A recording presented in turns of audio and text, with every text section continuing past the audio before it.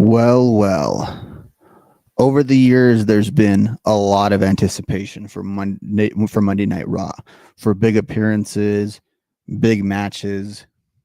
I don't know in the entire 30-year history of that show if, as a collective wrestling community, we've ever just sat there and tried to absorb a opening promo on Raw. But that was the case tonight on a unique edition of Monday Night Raw. It took Raw airing at a very unique airtime in a different part of the world than we normally get it for us to get our first ever John Cena heel promo. And as is pointed out in the chat, the first ever Raw in Belgium. People in Belgium were definitely excited for Raw to be in their town because they had a historic night that we are going to break down moment by moment. You might even say line by line. We're gonna take the Cena promo and we're gonna look at all the little pieces of it, examine some of the validity to the claims, how it works as a promo, and overall how this heel turn is playing out and running now that I think we can really say it has finally been started in earnest. So we will break down all of that, but there's a whole lot else that happened on Raw tonight, including a contract signing that went awry. You had Jey Uso in a squash, but a little bit more of the same in that direction. And you had a pretty solid main event with Braun Breaker and Finn Balor. We also have a little bit of a tease as to the further progression in the triple threat saga between Roman Reigns, Seth Rollins, and CM Punk. In case you don't know, in case you're wondering why is this in your phone, on your screen, or where you ever you listen this time of day, I am Rob. This is the Nocturnal Knockout, a Brass Ring Media podcast, right here on the One True Sport YouTube channel. Normally, I'm hanging with you guys after Raw late at night. Didn't do it last week. Had some stuff going on. Couldn't make it. My apologies. Would have loved to have broken down that cage match with you guys. Sorry I missed you guys. But the flip side of that, I knew I had the day off today, so it was a perfect time to sit on my couch about 1 p.m. over here is when Raw started and watch this historic edition of Monday Night Raw and break it down with you guys just like we would if it was late at night. But it's a little bit earlier in the evening, so I hope you guys keep that chat active. Give me your thoughts. Give me your opinions. What did you think of Raw tonight? What did you think of Cena's initial heel promo? What do you think about him not changing any of the fixings just yet? We are going to break down all of that tonight. So get in on the chat. You can always get in on the free chat. If you want to support the show, you can get in on the super chat. And if you really want to support the show, you could actually go ahead and click on some of the links below. Head on over to everything Brass Ring Media related and sign up on Patreon or become a member.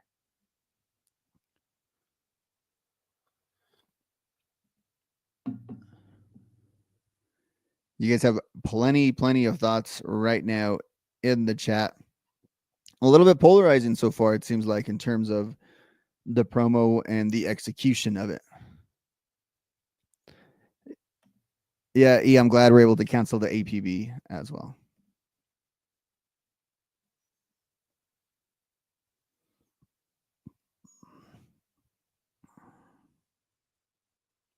Yeah, we're gonna break all those down in a minute, Eddie, about all the change and what this promo was all really about. As I mentioned, I'm Rob. This is the Nocturnal Knockout, Brass Ring Media, and this is your Raw recap for Monday, March 17th.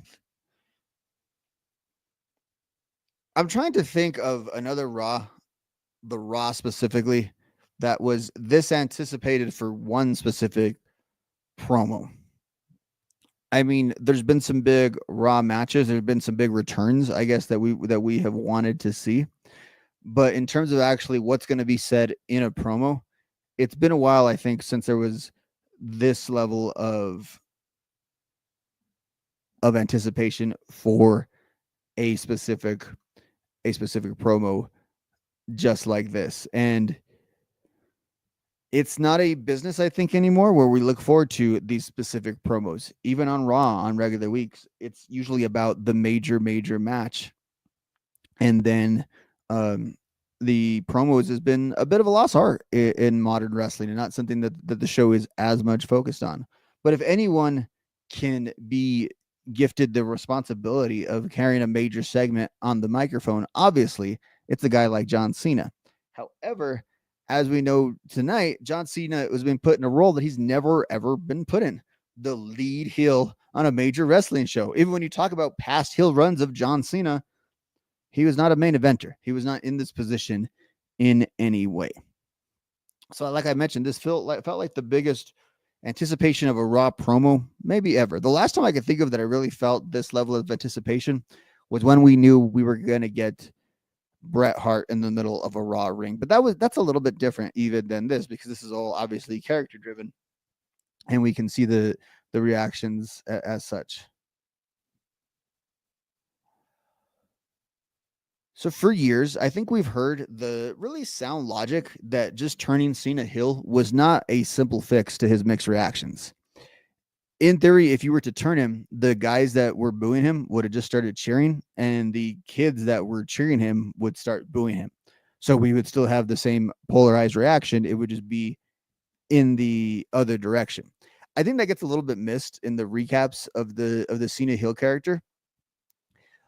Whether you are heel, the way we received him, I should say he was a heel character, just the way we received him. How you expressed yourself about John Cena back in that era was like a statement of identity, a statement of demographics more than anything. It didn't always matter what the actual John Cena character would do, although he really got under the skin of quite a few people. I was one of them. And I think that part of the reason actually that the Cena heel heat had died off in recent years is because those younger Cena fans, the one who booing Cena was a statement of identity against, all those people have gotten older and are just fellow adults. You see this in all types of media and culture. It's just there's enough people that become adults, and you sort of start hating that thing that you don't hate anymore as much because it represents something that's younger or different than you. So I think that's a good call there, Fernando, with that Rock promo. I think the John Cena hate has dissipated for that reason, even more so than him always being on our TV. Because when he's still on our TV, he was still basically that same John Cena. And if anything, he was more John Cena in recent years, more able to get under your skin than he had been for a while. But I think the hatred towards maybe the demographic that he represented or those specifics had sort of gone away. However, after watching this first Hill Cena promo, I think we could say with certainty WWE is still concerned about the little bit of a schism within the reactions to John Cena. They know, and they knew, I think correctly, that you're not going to get one singular reaction to John Cena. So tonight, what you had almost a double promo. Now, Cena has had a lot of double promos in his career. When you think about times when he's gone up against Triple H at a WrestleMania, Rob Van Dam at a One Night Stand 2006, CM Punk at a Money in the Bank, The Rock at a WrestleMania, maybe a Brock Lesnar at an Extreme Rules. In all those instances, John Cena had to act heel-ish, do heel things, and present himself in certain heel ways because he was essentially the heel in that program. This obviously is much different because he has to present himself fully as a heel, which means trying to get everybody against him. In those programs where he's playing the heel, so to speak, he's still trying to keep a core of that audience cheering for him. They're still playing with two different versions of reality, two different metas. That's not what was going on here. Instead, what had to happen here is this promo had to be done with almost two layers, where the beginning promo was going after probably a lot of people that would be fans of shows like this, a lot of Observer and Torch subscribers, those of us that are a little bit older than the youngest possible people that are viewing, and spent a lot of time booing John Cena, hating John Cena, screaming, "You can't wrestle," screaming same old stuff, all of that stuff. That's who the first portion of this promo was directed at. And then he had to go after the true blue John Cena fans, the fans that has built up the Cena babyface, the real C-Nation people through and through, not the C-Nation people that are sold out adults like the rest of us. I'm talking about the people that always cheered, the people that believe in John Cena, all of those people. Cena went after them as well in the second part of the promo. And when you take in the totality of that, that's where I think this promo really landed, because you had to hit both sets of fan bases and get them adequately enough mad at him to get a full boo going. Now, here's one thing that helps this more than anything. Unlike Steve Austin in 2001, when he is having to elevate mid-carders into top babyface roles opposite him, or you're having to bring back The Rock a few months later and reset the whole thing and never actually feud with him, there's an opposite for Cena. There's someone that they're very much framing as the heir to the Cena throne, which he is, I think, from a babyface perspective. Any mention of Cody Rhodes, any bringing Cody Rhodes out there, any face-to-face with them, it is very, very clear who is the heel and who is the babyface in this program.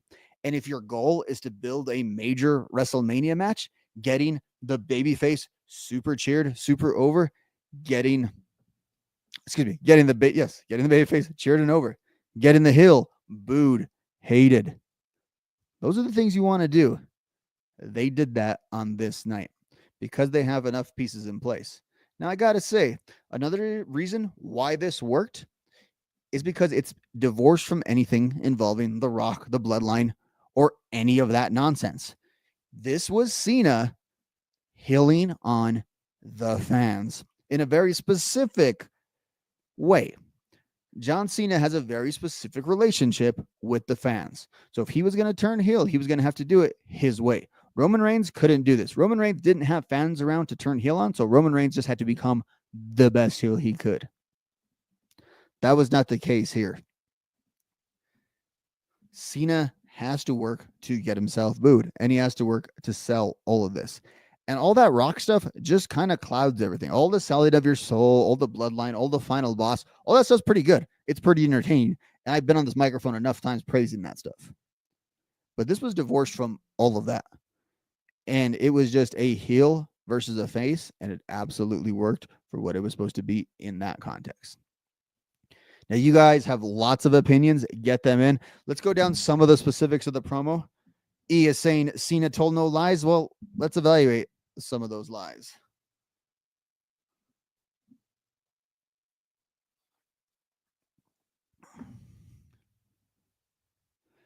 So after the intro, we got right to it here. This is what everyone wanted to see. They did not keep us holding on. This was not SmackDown when you're only waiting for Cody's promo and you're sitting through all these crap segments. That was not the case. We got to what we came for right away, right at 3 p.m. Eastern. And the first treat of the night, and look, I know I'm a bit of a hater, but let's face it, having Corey Graves in for McAfee really, really, really helped the proceedings on this evening and with this promo, because McAfee would have just been talking over the whole damn thing. So we have a positive right off the bat. And we go to a bit of a recap package, and it was a recap package, obviously, of the heelish actions of Cena at Elimination Chamber, but it was narrated through the recent Cody promos. And then the music hit. And when the music hit, I couldn't tell if the crowd was so loud that it actually drowned out the music, or if they just kind of turned it down a little bit. Either way, it didn't really matter, because all you could hear was the crowd chanting along with John Cena sucks, and not in the it had a little bit of more resonance to it, because I think the entire crowd was doing it. Now, the crowd would go back and forth throughout different parts of the night, and we'd have different parts of dueling chants. But at this moment in the evening, the crowd was in complete and total unison. It wasn't until the promo was about to start that we got a bit of the dueling chants. Now, before I get into this promo, I had my own notes, but I'm also pulling quite a bit from Wade Keller's report over on pwtorch.com. He took some pretty good detailed notes on this. I am pulling a little bit from his report. I just wanted to note that.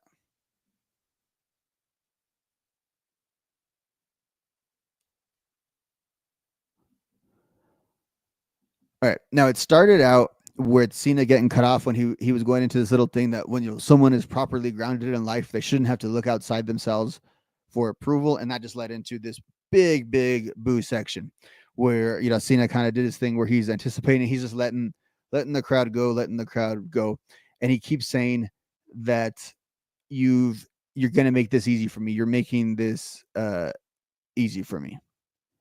And then Cena cuts in and he said that you've lost your time to talk. And he frames this in the core of his promo towards the fans is this. He's framing this in the sense of this is an abusive relationship and the fans have been hurtful. They have bullied him. At that point, we got an FU Cena chant. And then Cena made his declaration on his current status. He says he's not a babyface. He's not a heel. He's a human being. And each and every one of you have been awful to me.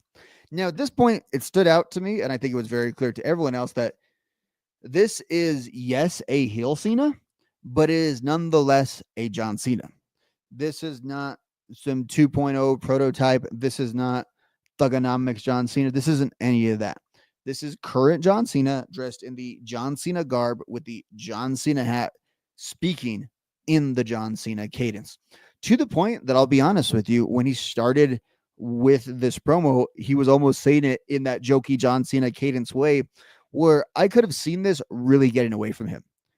And luckily they were given almost 45 minutes in this segment, so they were able to rein it in. But there was a point in this promo with that cadence that he had that it's almost like he could have turned this into a Vicky Guerrero promo, and we would have been in silly land, and we would have completely been lost. Cena was not lost at any point in this promo. By the way, you can say what you want about Cena. His corny promos during his prime were definitely grating, and they definitely made the show almost unwatchable at times and hard to take serious. Does not mean he cannot cut a great promo in a live environment. Ask The Rock, what he can do on the other side of you. And from a performance perspective, we can nitpick what he had to say and all that, but I don't think we can nitpick his delivery once it got going.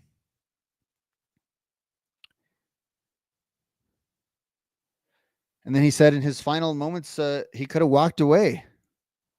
Well, before that, he noted that when he first arrived, the fans hated him.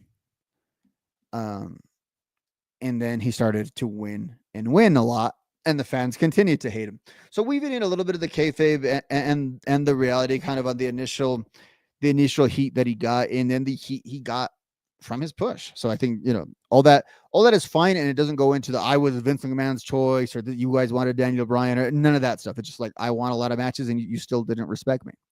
And then he said, he could have walked away, and he was nice enough to actually schedule a retirement tour. This was kind of interesting of a line because in a sense, I guess I get what he's saying. Like, instead of holding on for one match, do I win? Do I lose? Will it be my last match? And we know it's your last match. Maybe it's not, or whatever. Scheduling a retirement tour actually has some validity to it. Like, he's not saying WrestleMania is going to be his last match. He's just saying it's the last time he'll be at WrestleMania. So you can sell it off that. There's a little bit more integrity to that than you generally have with a farewell tour. Of course, we've all hated this farewell tour because it's been talked about and rarely executed.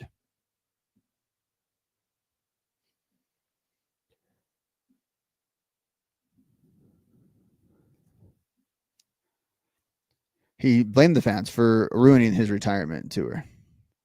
Says he tried one last time to get along with you guys, but you guys ruined everything. Said it's never enough for them. And then they started the Na Na Na song. Vince must have been happy watching from whatever the hell Vince was watching from. He loves the Na Na Na song. Cena did the thing. He held it up. And then he continued to go on at the fans that they should be ashamed of themselves for only caring about themselves, that they're being selfish. And then this is what he sort of turned it up on him and really addressed the big elephant in the room.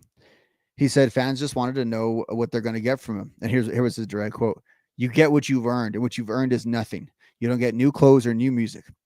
Their time is up and his time is now. The only thing you get is to look in the mirror and see how awful each and every one of you have been for 25 years to me. And boom, you get the we want Cody chance. And he was going to engage with Cody. But that was an interesting line because John Cena, is absolutely right about that. And this is something I remember on WrestleMania night. I've been thinking they probably are going to change the character. They're going to have to. They're going to do some differences with the aesthetics and all that. But part of what will help in getting John Cena absolutely hated is keeping John Cena himself for a little bit. And I think that is what they're banking on. Keeping him dressed in the ridiculous clothes, looking like that, speaking in the ridiculous cadence, doing those things that were hateable about him.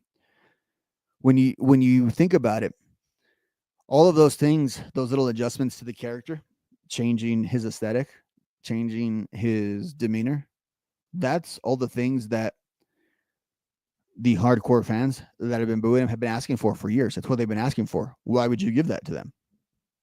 Is essentially the logic here.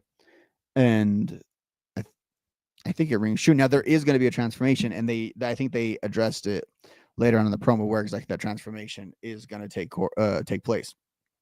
Cena responded to all the Cody stuff, saying you're chanting Cody, of course, because your brand new toy is shiny. He keeps saying that they're proving his point. And then he switched it on the Let's Go Cena said. He said they support him, but they're terrible people too. He said, what have you done to support me? All you ever do is steal from me, including his time and his personal moments. That you've made him a freaking toy. You've made him a meme. He made it on the "You Can't See Me" meme. I've been part of the invisible meme for 15 years. So now he went into the cute and cuddly John Cena that I am. He said that fans aren't comfortable leaning into an awkward conversation. He said, Cena said that he lives the hustle, loyalty, and respect every day. He says he thinks that they can buy the words "never give up," but he embodies it. He says, you use me as an excuse for your pathetic failure of a life because all you've done in 25 years is sit on your ass and watch me be great. No more. He said that everybody is in a toxic, dysfunctional relationship with him. Then he pointed out the kid in the crowd and says he's breaking up with them. He's breaking up with all of them. Whether you like me or not, you're dumped. Now, I really wish he would have said, whether you like me or not, you're Nikki, you're dumped. But I guess we weren't going to go there. That would have been great. That would have been great. And then that's when Cody's music hit. And as you might imagine, this crowd absolutely went nuts for Cody when he came out. And despite all the anger that he had, the busted eardrum from Travis Scott, all that, Cody comes out like the concrete hero that he is for this promo. He's out there, he's hugging, he's doing his thing, pounded on the steps as he comes out. But everyone's very much into it. Everyone's pretty much into the stare down. They stand in the ring for a while. There's just noise. Cody said that he thinks everyone was willing to hear him out, but he's kind of done hearing what he has to say. He says, yeah, the fans might have given him their worst, but they also gave him their best.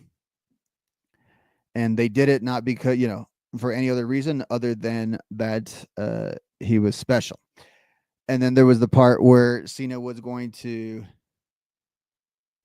interject because he was going to interject, and he did it with like this listen kid, and Cody wasn't having the listen kid. He said, it's not kid, it's WWE champion. He said, who the hell are you? And then he said about that fact that he was excited at first that he was going to face John Cena. But and he pointed at him, better not show up at WrestleMania, because if it does, I'll run it over. And I run it out because I already took its best shot and it wasn't enough. And then Cody had his final dagger where he said he wants to wrestle John Cena at WrestleMania, not this whiny bitch. And then he threw the mic down towards Cena. He left the ring. Fans cheer. Cena's there. He's going to pick up the microphone at one point. I think he drops it down again. We have the na-na-na song again. Cena's walking up, looks back at the crowd just for a second. We cut away. Cut back to Michael Cole. Michael Cole's apologizing to the crowd about what we just saw. Michael Cole is furious. Michael Cole is betrayed. by John Cena. Whew, that was about 45 minutes, no commercials into it. That's how we started Monday Night Raw. Most of you seem to actually really like this promo. You seem to get where it was going. E is mentioning that you have kind of the heel character from Total Divas, which, yeah, we have a lot of tape of a heel Cena. It was there on Total Divas. Michael noted that Cody's promo was generic, but when it went on, holy smoke, main event worthy. And he noted that Cena is a natural heel. He also noted that Cody kept it short and sweet. Yeah, and this is still going to be tough though, because we're getting the dueling chants. So you're going to have to fight that out, because there is so much affection for John Cena. Regardless of how well they're going to do with some of these promos, there's only so far they're going to go with that, right? There's only so many buttons they can hit, only so much they can press. So it's going to be a little bit of work. Now, as mentioned tonight on Raw, and as we know, next week, you got these two, you got Cody and Cena in the same place.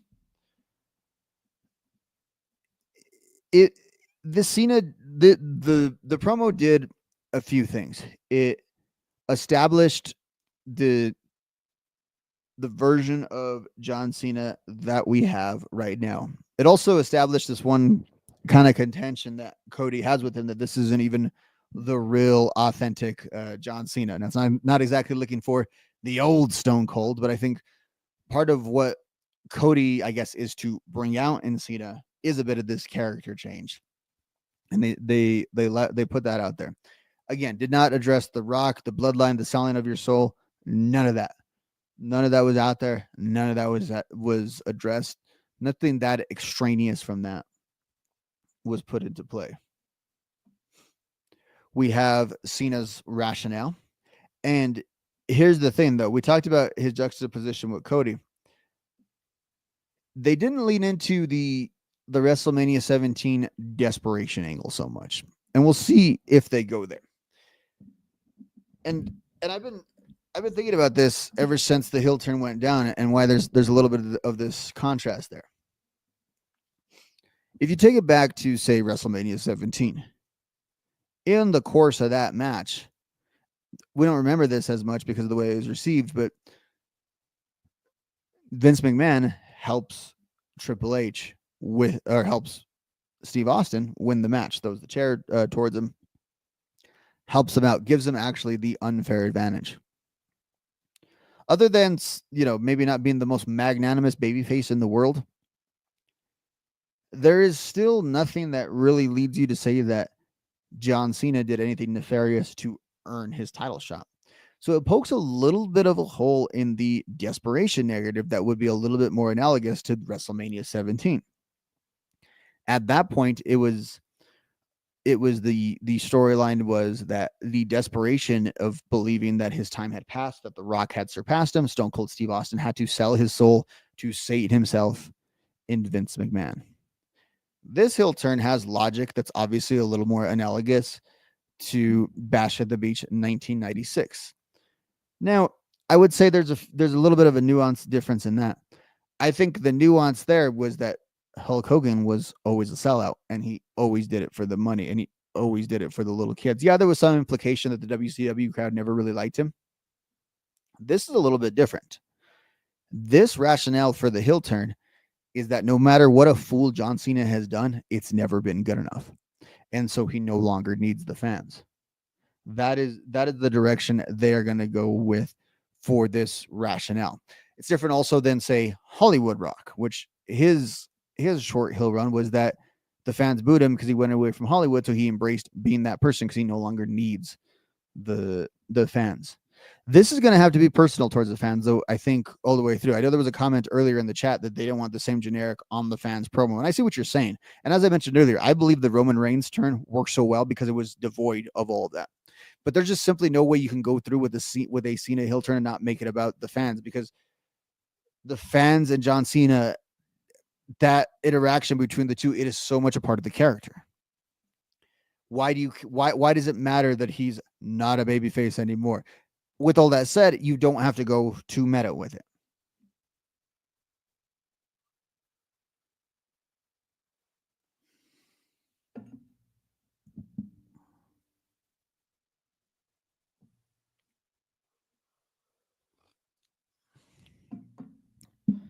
in terms of delivery and all that, it's interesting because the one thing we know Cena can do is he can speak in the John Cena cadence, and he can work a crowd, and he can trip a crowd up. I know some of you guys are saying, like, who thought that this character could pull out that kind of promo? I think it's short-sighted to say that John Cena was never a good promo or didn't have these great promos in him. It was more just his choices during the promos or what he was told to react to never really worked. He always had timing that was better than everyone else. In fact, some of that timing is how he would run other guys over who simply weren't as experienced as him or couldn't really hang with him or maybe didn't have the guts to say what they needed to say in the right moment because of fear of reprisals or what have you. This was not the case. I don't think Cena had to do a lot of improvising on here. This was pretty straightforward, but Cena was able to deliver it. And Cena knows how to work the smart key crowds, probably better than anyone that there is. He knows how to get certain reactions out of them. So he's going to have to work all of that magic to constantly create these boos to a crowd that wants to boo him, but doesn't actually hate him. And that's the tension, right? The crowd wants to boo him. The crowd wants to participate and I think be supportive of what they are doing. Are they going to have genuine hatred? Probably not. What's up, Brian? I won't be in Vegas, but hopefully you guys will be in Vegas. I think I'll be holding down the fort from over here. Pre-shows, post-shows. No mid-shows. No more watch-alongs. Yeah, and Brian, you mentioned about the European thing. That was interesting because I talked about it before. We usually get these hot European crowds on like tape Raws on the fallout from WrestleMania where nothing else matters. This is you get that hot Euro crowd, but actually I think here in the States, at least getting to see it live was really awesome. So you're kind of spoiler free where you know stuff can happen, even though in terms of movement forward on this show, there actually is not a ton of news, I would say, to break, even though we did have plenty of WrestleMania progression. Outside of the Cena stuff, if the show was spoiled, basically, I think everyone would have been okay with it.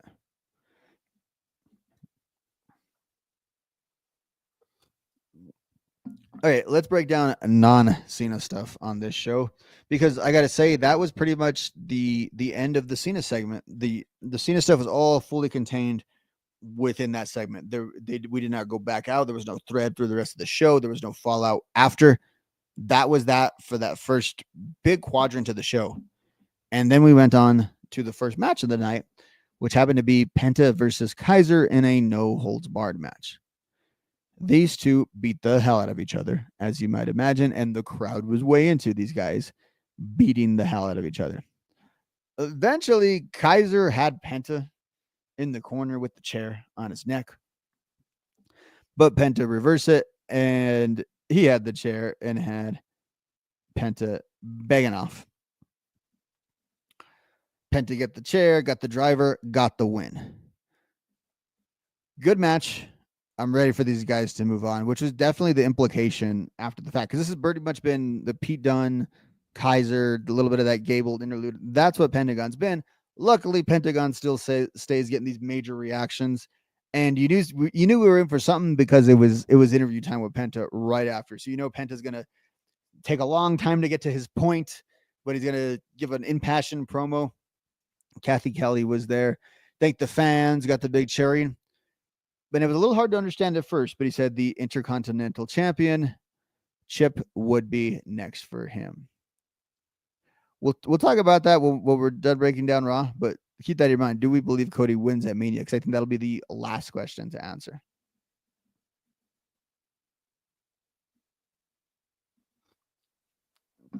You are exactly right about this, Eddie. Eddie noted that he thinks both Penta and Ludwig forgot the commentary table isn't gimmick to break anymore. Yeah, ever since the Triple H era, it never breaks, and it's always in the IC title matches that these guys are just hitting it very, very hard. I feel like they should put like a sign on there or something. But that set the stage for what ended up being the thread for the rest of the big thread for the rest of the night, which ended up being the Intercontinental title picture. But from there, we're going to move on to our next match of the evening, which was Dakota Kai taking on Ivy Nile in a rematch is how they booked it because they had their past interactions. But back from commercial, we got our weekly Judgment Day check-in where we always check in on the dysfunction of the Judgment Day. It's pretty much the same crap every week, but they were a little more happy than normal until Dom suggested bringing Finn into the group, which they were really mad at because in the prior segment, which confirmed to me that's exactly what he said, Penta says he's going to get involved in the IC title picture. So why would they bring him into the group if Finn is going for the IC title tonight? The match starts and Gable is back, even though he's late. I guess part of his getting that box on the Lucha mission, I don't know why he was late, but he was back. He almost provided the distraction that led to a pinfall. And then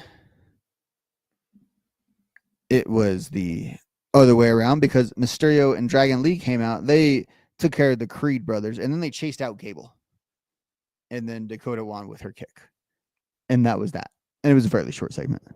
We needed a little bit of calm down after everything that happened in that opening segment.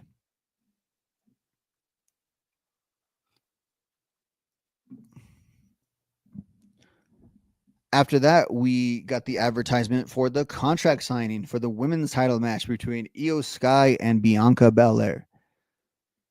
It was only the two of them advertised. You knew there would be a third making her way out there.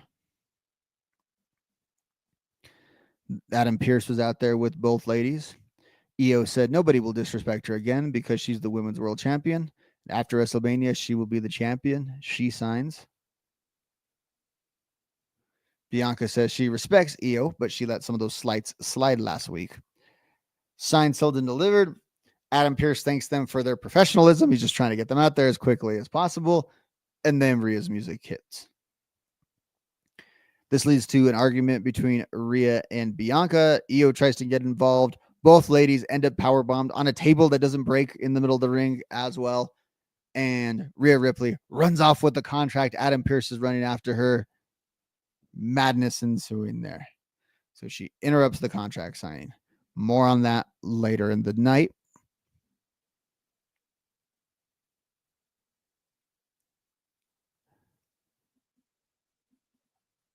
Raw was moving very fast after that opening promo. We then go to Jey Uso taking on Austin Theory. We get a little bit of a backstage promo from Jey. I forget sometimes that Jey is still challenging for the title. They failed to mention that on occasion. Jey and Gunther actually tangle on the way to the ring. Adam Pearce is there breaking these guys. Adam Pearce is there. He's involved in like 6 brawls. He's breaking up at once. My man is like the best security of all time. And he's got the match here with Austin Theory. Long yeet section to intro. And thankfully for everyone involved, he freaking squashes Austin Theory. Just like that. Bam. It was over. All you needed, all you wanted.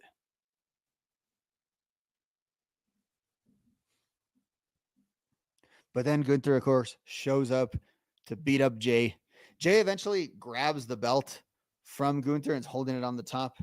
That's kind of where we are this week with the yeah feud between Jey and Gunther. Are we getting any forward progression on this? I said a couple weeks ago I didn't mind it because of its position. But now its positioning is so mid-card. Even after tonight, I kind of think that the Intercontinental title picture looks a little bit more juicy. There's been nothing wrong with this build other than that it has not felt big or meaningful in any way going on several weeks now.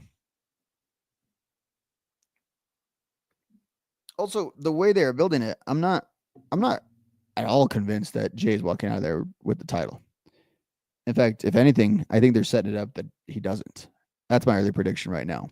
Official predictions coming in a couple weeks, but that's what I see.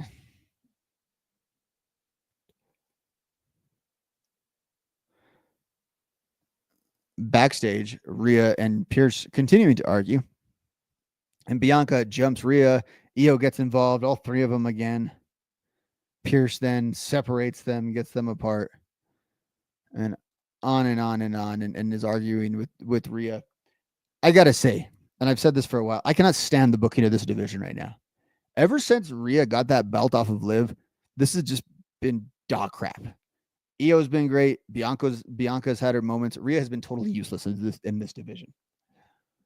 They present for a lot of the last few years. They presented Rhea as above this division, and now she's operating only in this division, and it's just not working for me. I don't know why she's positioned as so jokey and so juvenile all of a sudden after she was like the biggest badass on the show for 3 years. None of this makes any sense. We already have one triple threat that's sticking out of there on the show. I don't know why we have to get another one. They really just, it's like they didn't find another opponent for someone here. What happened here that we're stuck with this triple threat that just doesn't seem to work in any way?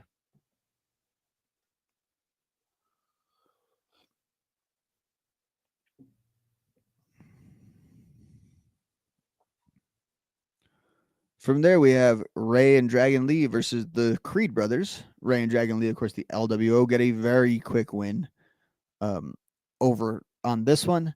And then we have the multicultural luchador out there, as he was referred to on the broadcast, likely Chad Gable, who was chased away by security. And then we got a recap of last week's main event.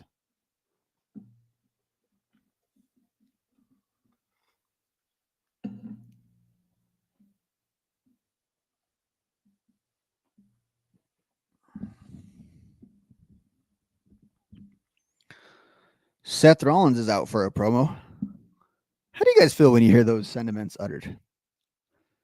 When I think that Seth Rollins is about to join us, I usually get some coffee. I use the restroom. I take a nap. I read a book. Seth Rollins promos is just time. There's not going to be a lot of progression towards anything. It's going to be a lot of the entrance. It just is what it is. Seth comes out, though, and says he would have done the same thing as Roman. But after all this time, Roman still needs a wise man, or at least an architect. Says Roman had the perfect plan, but he didn't account for the man that people were chanting for just a minute ago, CM Punk. Says he would have taken care of the Punk problem last week if it wasn't for Roman. He also noted that Punk and Roman will be in the same place on Friday. He'll join them in Italy. And then Seth kind of like intros the main event. Says, that's then, this is now. We got a main event coming up. Thanks, Seth. Utterly useless promo by Seth Rollins. He was out there to get the cheer on the entrance, which must have been great for the Belgian crowd. Good for you. You get to have the Seth entrance. But all he said is, oh, that was crazy what happened last week. Let's all talk about it on Friday. That was the Seth promo. I'm glad he didn't take 45 minutes to deliver his point as he normally does, but that's what the Seth promo was. Just nothing there. Just unnecessary. Another triple threat that isn't really working on this card. Although the heat for this, I think it will be intense enough. I just think there's better uses of all three of these individuals. Kathy Kelly is backstage with AJ Styles, and he's talking about Logan Paul. Obviously, that seems to be the direction that they've pivoted in just a little bit over there. And he's interrupted by Karrion Kross because Karrion Kross interrupts people in interviews before the main event every week, and I stopped paying attention after that point. So I don't know what was said. I just have to stop paying attention usually at that point.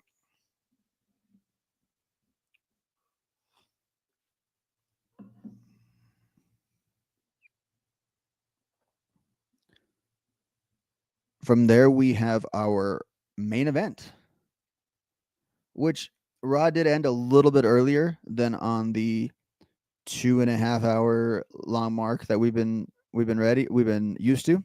And there was a lot of commercial breaks. At one point, it seemed like we might get a 47-minute straight main event for these guys, but it was not the case. Braun Breaker versus Finn Balor for the Intercontinental Championship.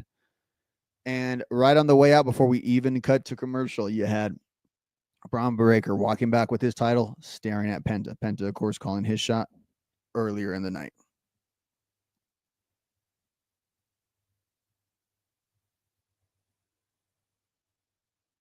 I disagree with you completely, Austin, but what's up? I don't think we needed any of those triple threats. Dom and Carlito are out pretty early in this one, and Finn is super annoyed with him, as he does.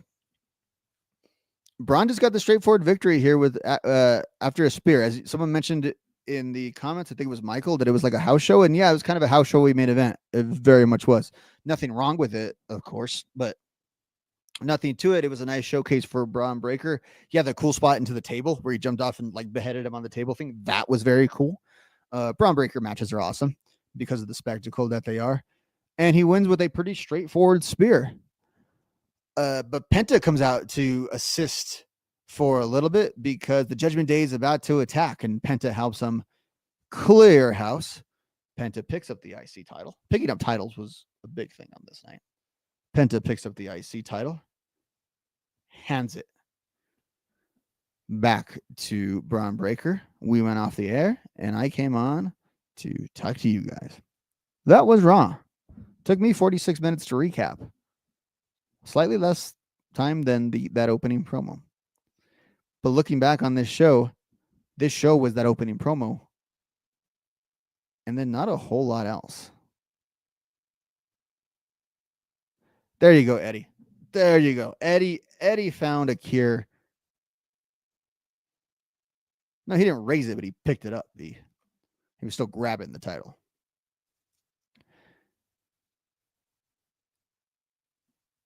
Here's what Eddie had to say. Robert, Charlotte, and Tiffany, the match that needed Rhea to be added to it. Charlotte and Tiffany are absolutely. So again, I'm not super anti-triple threats. It's like you can never have them. I generally don't like them for WrestleMania big matches. That's kind of my standard on them. But as Eddie has pointed out, Tiffany and Charlotte, they could use anything. There was no heat to that stuff that was going on Friday. They were dressed exactly the same. It was weird. They could use her definitely. Oh, she would get the full babyface heat. Yeah, definitely could. It's also a little weird, I think, with the Jade Bianca stuff, the Jade stuff happening on SmackDown, and Bianca's supposed to still have her eye towards that, and being set on this title picture. The women's title scene on both shows, not good right now. Not great. How does AEW have like more intriguing women's stuff going on right now? What kind of world are we living in that's the case? It was asked earlier, so I think we should talk about it. After tonight, we have the first ever John Cena Hill promo. Who's going to win at that match at WrestleMania? Tonight, they didn't make a whole lot of allusions, and maybe Cody did quickly, but I didn't hear a lot of it. But that 17th title didn't seem to be like that big albatross on tonight. They are built. Obviously, this match is going to be built in some ways like no other match has been. John Cena's won one match in a couple of years. Is it worth it to build him all this up for him to lose? Would it make him the biggest heel of all time if he ends Cody's story right now? At the same time, they have themselves a mega babyface in Cody. They have themselves what they always wanted for 2 decades, the replacement to Cena, so they can go ahead and turn Cena heel. Would this not be just the greatest triumph in this mega title run that he had? Or are you trying to get 2 matches out of this thing? Are you trying to get a return match somewhere else where Cody Rhodes' ultimate triumph is not staving off the heel John Cena, but taking WWE back from the heel John Cena? And if John Cena wins, as some of you in the chat are intimating, how long are we getting this heel Cena character? I think on night 1, we were thinking that it might go away right after WrestleMania. I think after tonight, that's not going to be the case, because I do think this character is going to transition and transfer itself a little bit, but it's going to take a little bit of time. Eddie's got SummerSlam when all this comes to a head. He's got 2 matches between Cody and Cena. 42, that's like Rock versus Cena. So, Michael, you think it's going to be Rock versus Cena at 42, or that? What are you saying? We also have, even though it wasn't mentioned on the CD, we do have the Rock of it all. We do have all the extras. Yes, I saw Steve Austin is working with their experience, so he's going to be around if that's the case. Eddie's got Cena being back to being a babyface by Survivor Series. Oh, I see what you're saying. Michael saying 1 year of heel Cena. The appearances are infrequent, so that makes me think that they may turn him a little bit sooner, but you can really get a lot out of it and make it seem like it was happening for a lot longer because of the infrequent appearances. One thing that's kind of interesting is I don't think that's going to happen, E, but I'm still rooting for your Tony D'Angelo saga. The merchandise is super interesting because had they have made new merch or different merch and gone on to sell it, obviously it would have sold like hotcakes. But it would have defeated the purpose of the heel Cena. Keeping the same exact merchandise that you know you're going to sell for all these people that regardless of the heel or face status, those people in Brussels are never going to see Cena again unless they're flying out to WrestleMania. So they're still going to want their Cena shirt from the last time they saw Cena. So Cena's keeping all the accoutrements of what it looks like to be Cena. But they're going to keep buying them. They're going to keep selling them. You're going to keep picking them up. They're going to still keep printing money. I think if they had made essentially his cool NWO shirt, it would be a little purpose defeating. Believe it or not, I know this is WWE, but I think they're kind of trying to go as much all in as they can on this while still selling a bazillion t-shirts. I wonder though, I mean, we have in there next week it's going to be another one of these hot European crowds. He's going to just tell people off for wearing his merch every time. I think that's going to be part of the gimmick. Like I said, this is him healing on the fans. It's got to be him versus the fans. That's the demon that they are exercising here. Until The Rock comes and completely flips the script, changes it all around, and makes it all about him. But until then, it's about Cena versus the fans. And perhaps correctly, they have tied Cody to the fans. Perhaps he is the people's champion.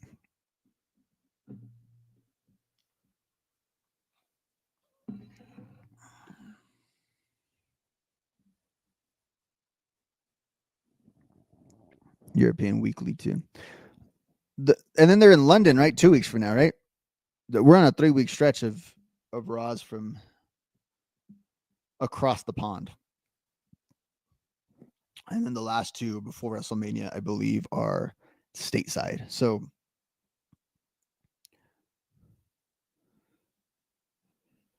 the international crowds are fun. They're very rowdy.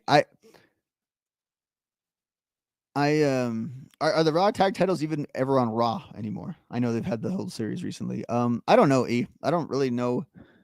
I mean that earnestly. Like they've kind of had some of their programs wrapped up recently. They might start some new stuff. I don't know that there's a lot going on in those even those 2 nights. I could see the tag titles not making it on there. The card is going to get clearer and clearer every week. I think tonight we had the further confirmation of 2 triple threats that we knew were going to happen. We've got our main. We got our 2 men's singles. We got the women's matches. The IC match. I'm guessing we're gonna get AJ versus Paul.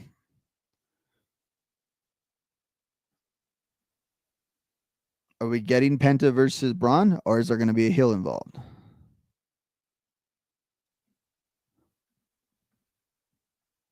I don't know.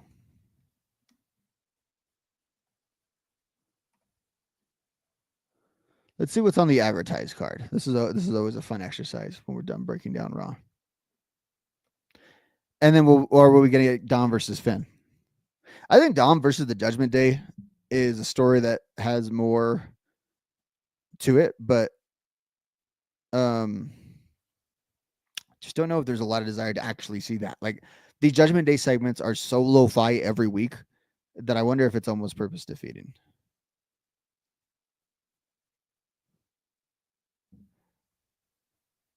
So Universal, which is a great name, sir. Your name is Universal. Do you have your own championship? Are you mad at Finn for only having it for 1 day? Universal calls this the worst heel turn. Okay. I think the Austin heel turn was worse, but and the worst heel turn in pro wrestling history. So it was awful. Who wrote it? What? And I'm not even saying this to be antagonistic, Universal, but what direction would you have had them go? Just explain that. But I think there's other directions. I don't think it was awful. It was. This is a weird situation, though. They're having to cram in a lot in a very short amount of time. So you have to maximize what you're doing. And not having him on the show for a couple of weeks was obviously, I think you take that as a bit of a hindrance, but it also led to this big buildup of today.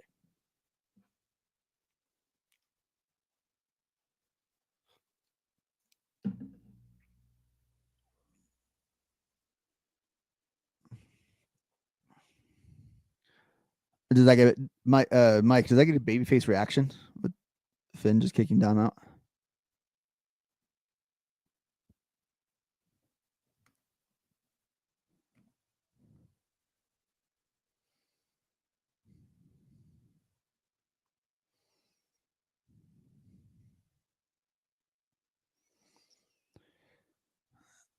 Can we just be done with the Judgment? I don't care who gets kicked out. Can we just dissolve the Judgment Day? Can we abolish the Judgment Day? I think that would be the thing to do. Just abolish the Judgment Day. We just get rid of it. We don't need it. It's a strain on all of us.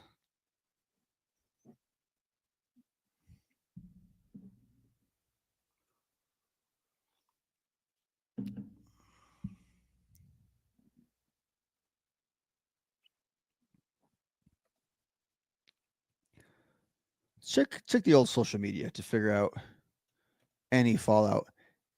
We're going on a normal hour, and it feels so early.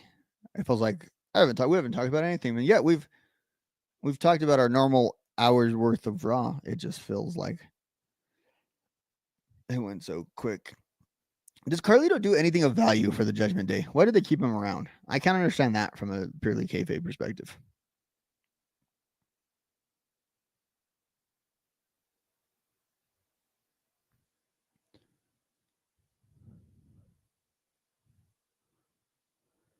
It is. It's better than bedtime. It is better than bedtime.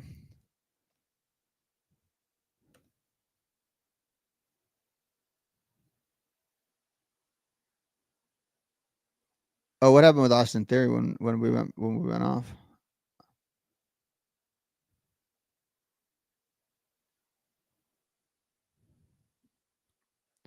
Yeah, doesn't seem like there was a ton of like of fallout after the case. Seems like the focus has been on the promo.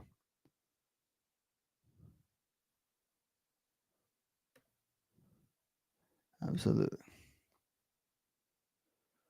So you just think that the turn shouldn't have happened? Universal period. I mean, I could see that. I think there's definitely you can argue against the turn.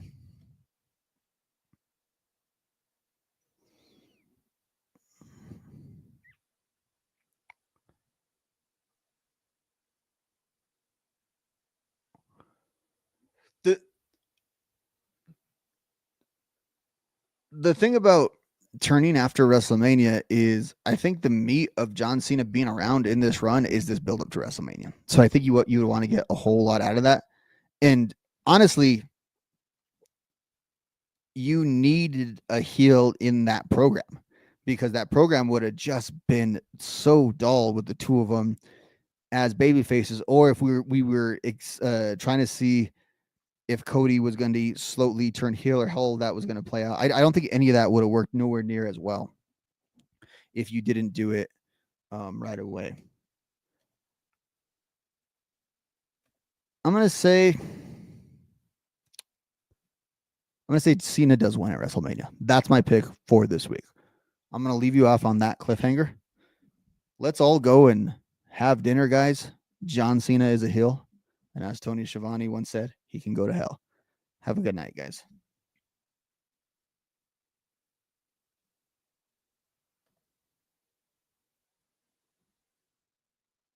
Blue World Order.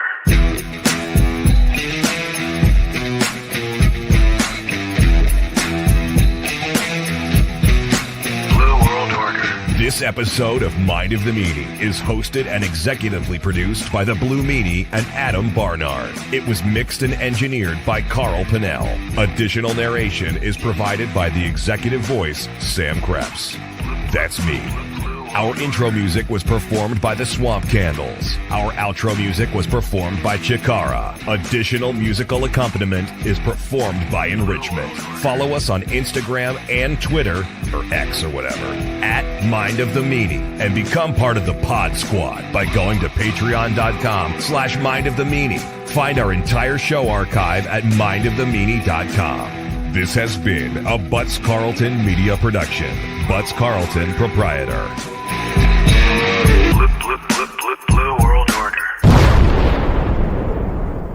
That was Blue Millie's brain out.